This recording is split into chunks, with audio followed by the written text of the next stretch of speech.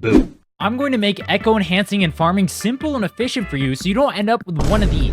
The first and most important part, your data bank. If you are not at least level 17, I would recommend that you go farm your data bank up until that point. If you can hit level 19, that's more ideal, but this does require you to be union level 40, which is something I'm not even at personally yet. If you're having issues farming your data bank, all you have to do is go over to the second tab, and then right there, it'll tell you what mobs you need echoes for in order to actually level your data bank. Simply just press track, like so, press detect, and it'll tell you exactly where in the map you can find those mobs. Hopefully that makes databank farming a little bit easier.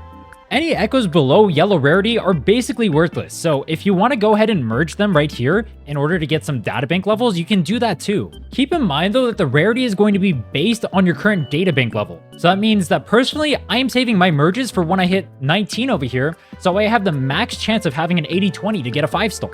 You can also gain databank EXP from the guidebook. Simply press on the guidebook, go over here to milestones, and then right here you can see databank EXP. Just go through these and that'll help you level up a little bit faster.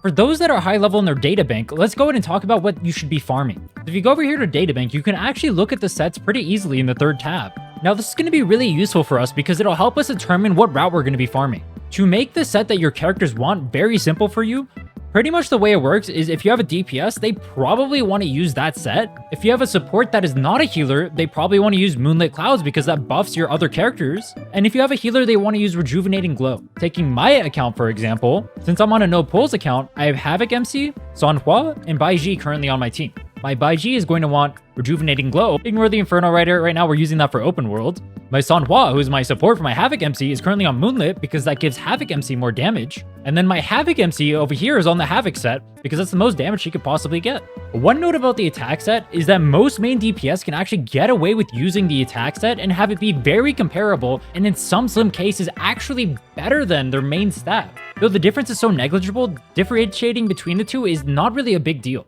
What I would say though is for efficient farming for the attack set is one of the best options you can do, and that's one of the things we're going to be going over. So now that we've talked a little bit about what characters should be using for their sets, let's talk about how to actually farm these sets efficiently. If you've decided you have certain sets you need to farm, then you can go ahead and look through these characters and you can find characters that overlap with each other in these sets. For example, if I want to farm the attack set, Lingering Tunes, and Moonlit Clouds, the energy regen set at the same time, I can look at the two and I can see there's actually a decent amount of overlap for them. I can easily farm the Spearback over here, and as I'm farming it, the 50-50 chance of getting either element actually ends up being a 100% chance for me to get the element that I want because I'm going to be using either set. Looking for efficiencies like this between the sets that you're going to have to farm, or how you can farm echoes more efficiently. But it actually gets more in depth than that. Many echoes that you are farming are going to end up grouped together with other echoes. For example, if I'm farming the 3-star Havoc Dreadmane and I go ahead and detect it on the map, when we go over to this Havoc Dreadmane, there are going to be 2 small wolves over there. You can see right over there is the Havoc Dreadmane. You can see the 2 small wolves over here as well. Specific 3-stars are going to have mini mobs that spawn next to them that are going to be part of sets you may want to farm as well. So the most efficient way for you to actually farm these echoes is to farm echoes of these 3-stars that have 1-stars you also need to farm for whatever set your characters happen to need. In this case, the Havoc Dreadmane is a great mob for me to farm because not only does it give the Havoc set, the 1-cost mobs are also part of the fusion set, which is something I need for Chisha, but not only that, it's also part of the Rejuvenating Glow set that I need for my Baishi. Because I need every single one of those sets, every single mob kill that I get an echo for has a 100% efficiency of giving me whatever set I need. So if you're someone like me that does not have much time in the day to actually be able to farm these, the best way you can farm them, farm chains of mobs that will always be grouped together, such as the Rose Shroom and the little baby Rose Shrooms over here too, that are both part of the Havoc set, and that way the only thing you have to worry about is either getting a good main stat or whether or not it's a purple or a yellow. There are other examples of this as well. For example, the Geohide over here, the young Geohide, is part of the attack set, whereas the older one, which is also part of that pack anytime I end up detecting these, is part of the energy regen set. With him being part of the fusion set, that means I have a 100% efficiency on both of those mobs as well. The easiest way for you to actually make a farming route doing this is for you to simply just press on the character like I just did there, press track, and then go over here and press attack. Go over to where it says on the map, go ahead and kill them, and then once this dies, it'll automatically redirect you to the next place where you can get one of the echoes. As you can see, this one disappeared, and now it has a location over here, so you just follow that in a route, and you just constantly go porting over to the next one. As you are going over towards these mobs, keep in mind that there are going to be other mobs in the way, such as these, for example. What I would recommend, have 2 or 3 key sets that you want to farm. And if you have a mob that appears in front of you that is part of that set, go ahead and farm that. There's only 12-ish mobs inside of a set, so it's not too difficult for you to actually memorize it. For example, if I'm going around killing the geohides and I end up running into one of these fluff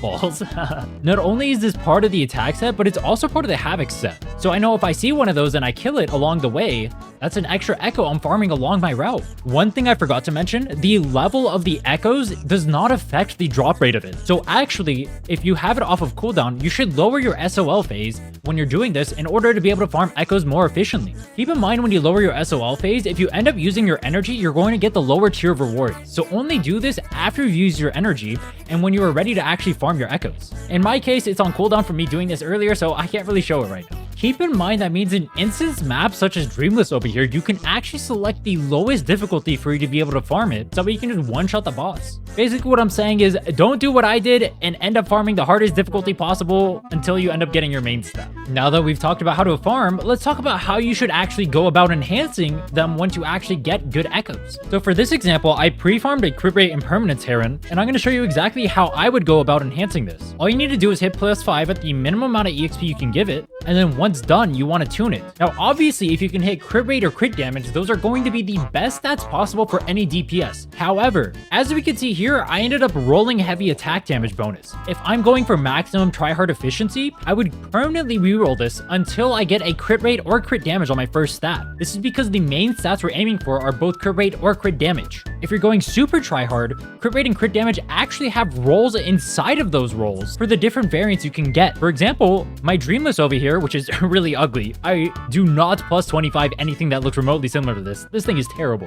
That has almost the lowest crit roll, or maybe the lowest crit damage roll possible at 12.6. Whereas this one has an 18.6 crit damage. So if you want to go really try hard, you would go maximize your efficiency to make sure you get one of those. However, what I would do for the maximum time efficiency sake, and what I'm going to be doing personally, is if I end up hitting a decent damage roll over here, I'm just going to end up going for the second substat and praying it's crit. Now, if it's not crit on the second one, then I'm not going to continue enhancing it. In this case, heavy attack damage bonus is not that great for Sanhua, despite the fact that she uses her heavy attack constantly. Most of her damage comes out of her resonance skill and her resonance ult.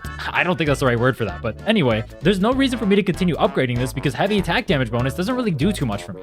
So what I'll do instead is either I'll continue farming the impermanence Rhinne until I get a new one, or I can go work on some other pieces of gear I have.